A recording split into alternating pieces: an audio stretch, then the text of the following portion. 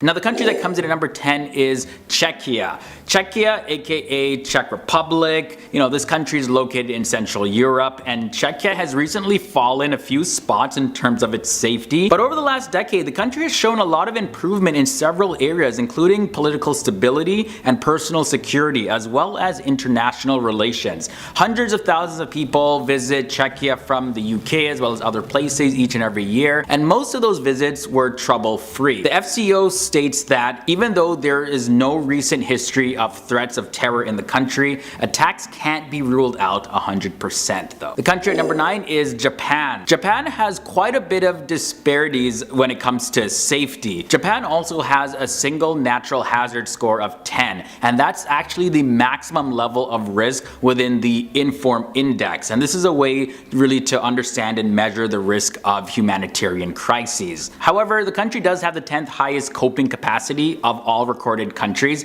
And by the way, coping capacity is the way in which people and organizations use resources to address and manage issues. Moving on to number 8, we have Slovenia. The country of Slovenia is actually up 2 places from the previous report, and this is a European country and it has no recent history of terror threats in any form, and this is according to the FCO. Slovenia isn't a country high on many people's radar, with just over 2 million people, and this is not really a fact, but there's a legend that's attached to Slovenia that says that when God was distributing the land to all the different nations, he actually forgot about Slovenia, and to make up for that, he gave them a little piece of paradise. So yeah, Slovenia's territory is half covered with forests and has one of the highest levels of biodiversity in all of Europe. So yeah, little taste of heaven in that country. We have Singapore at number 7, and they moved up 2 spots from the previous report. Now Singapore saw approximately 18.5 million visitors over the past year, and this is based on the most recent numbers. Most of the visits though were no trouble at all, yet the FCO deems attacks as likely to happen on Singapore. Woohoo! We made it! Number 6, Canada. So unlike our neighbors down south, the United States, Canada is still one of the safest and most peaceful countries on the planet. In 2019, Canada showed a small improvement in the overall score, and this was according to the GPI. Now the GPI reported that militarization improved slightly in the country, and this was based on fewer weapon imports into the US and reduced weapons export and nuclear and heavy weapons capabilities in Canada. Either way, let's move on. Number 5 leads us to the country of Denmark. It is one of the world's safest and happiest countries. Everyone in the country, including children, feel very safe at all hours of the day and all hours of night. Denmark has a high level of equality as well as a strong sense of shared responsibility for social welfare, all of which contribute to the safety and happiness of the country. Corruption is rare in business or politics in Denmark, where honesty and trust are really valued. Denmark is also a welfare state, which means that everyone is provided with services and benefits that allow them to live very comfortably. Everyone in Denmark has access to free healthcare, free education, and in-home caregivers for the elderly.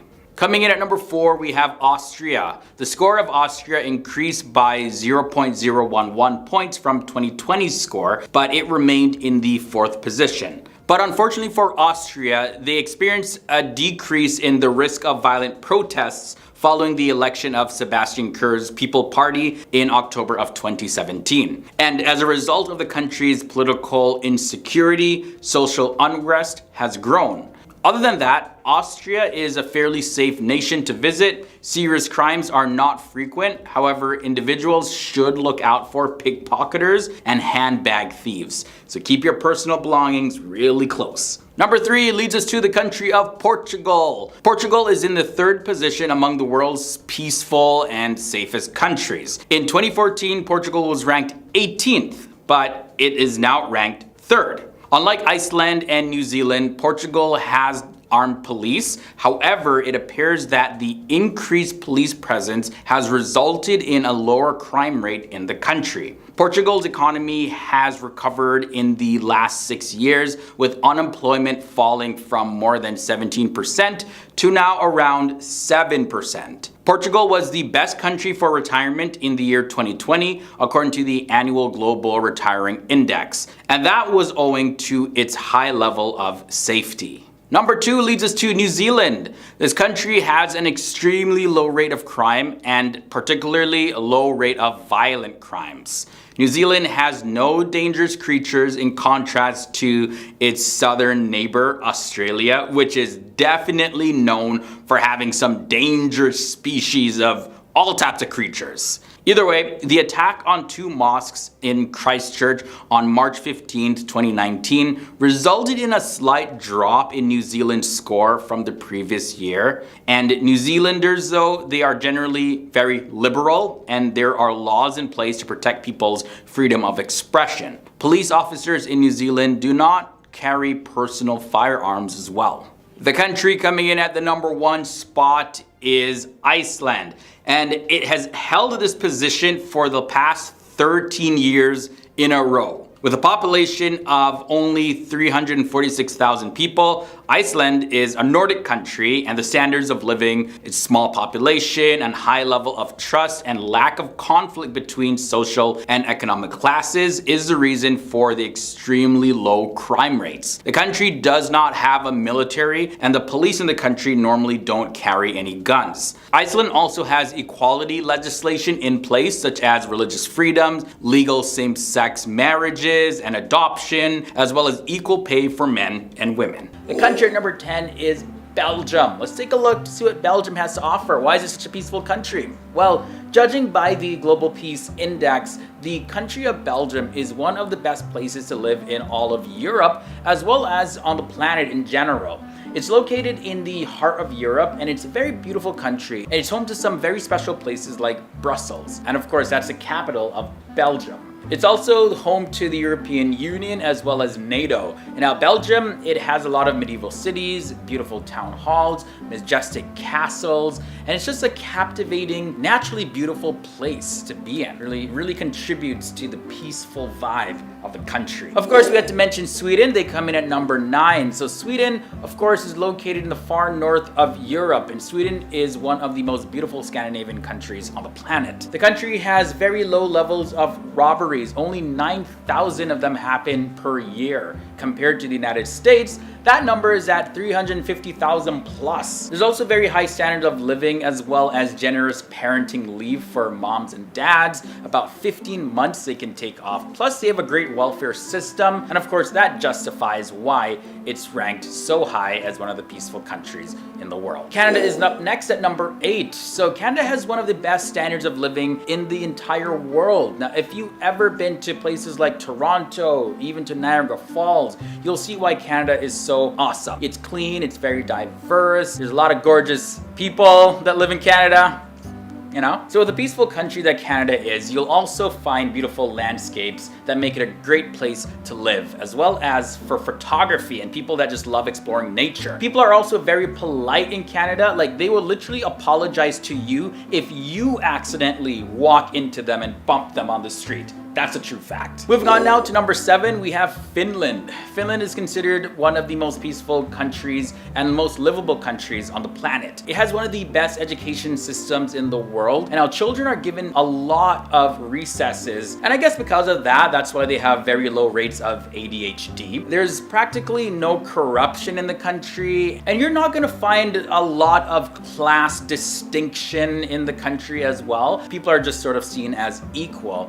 And also scores really high on gender equality as well. Japan comes in at number 6 in this episode. So of course, Japan is one of the most fascinating countries culturally and traditionally in the entire world. It's home to a lot of things. It also has one of the best economies in the world. Japan is also considered the happiest country in all of Asia. Japan is very safe in many aspects. You find that it has a low crime rate as well as no major conflicts with any of its neighboring countries. You'll also find great food, a lot of polite people, as well as a stellar transportation system. These guys, you know, the Japanese, they've definitely built a peaceful and technologically advanced country within a relatively short period of time, despite their history. And up at the halfway point in our video today, we have Egypt. Egypt is a country that brings to mind the exotic. In Cairo, its most famous city, visitors can enjoy the well-known Cairo Museum, pyramids, the Sphinx, and the Valley of the Kings.